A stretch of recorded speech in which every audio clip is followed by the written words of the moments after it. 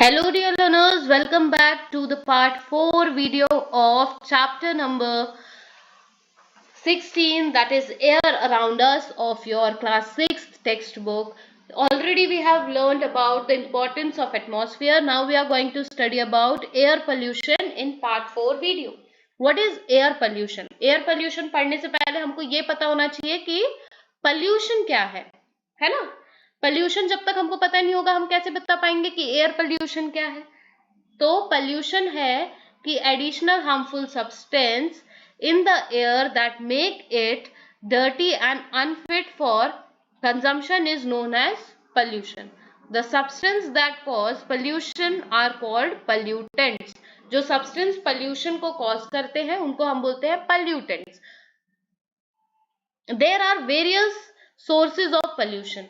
अब pollution के भी बहुत सारे sources होते हैं, जैसे कि fumes coming out of vehicles and factory से या व्हीकल से जो धुआं निकलता है वो क्या कैरी करता है, हार्मफुल गैसेस जैसे कि carbon monoxide, sulphur oxide, nitrogen oxide.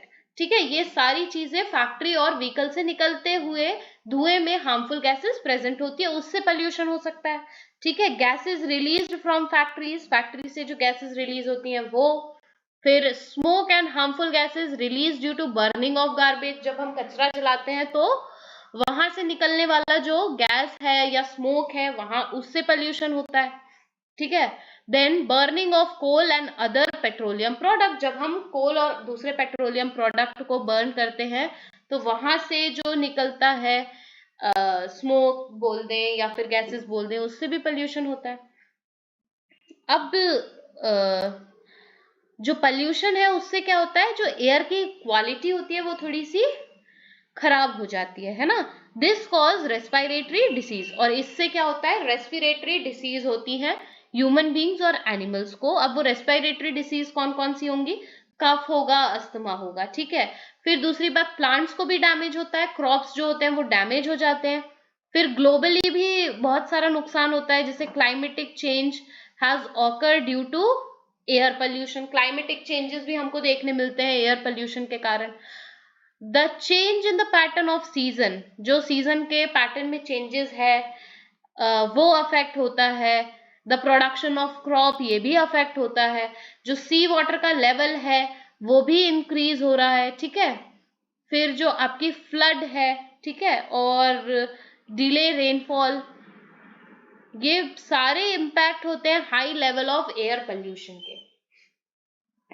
Next, हम इसको कंट्रोल कैसे करेंगे, जो वेज हैं कंट्रोल करने के वो भी हमें पता होना चाहिए। तो पहला तरीका है कि हम बहुत सारे पेड़ लगा दें, planting more and more trees.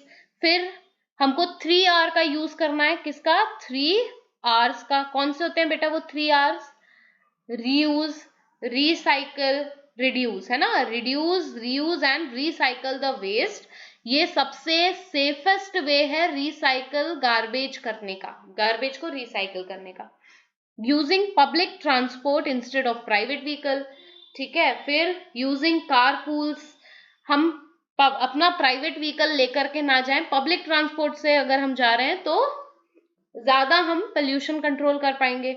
Using filters in factories and vehicles, जो फिल्टर्स आते हैं वो हमें फैक्ट्री और व्हीकल्स में लगा देना चाहिए, जिससे कि जो टॉक्सिक गैसेस हैं वो थोड़ा सा कम रिलीज हो, है ना, एयर में। ये एक तरीका है।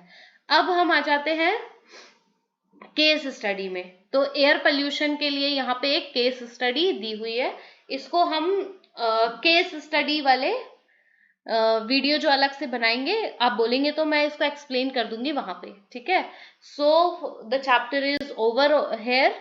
Stay connected to ScienceWise for more such chapter explanation videos. Thank you, dear students.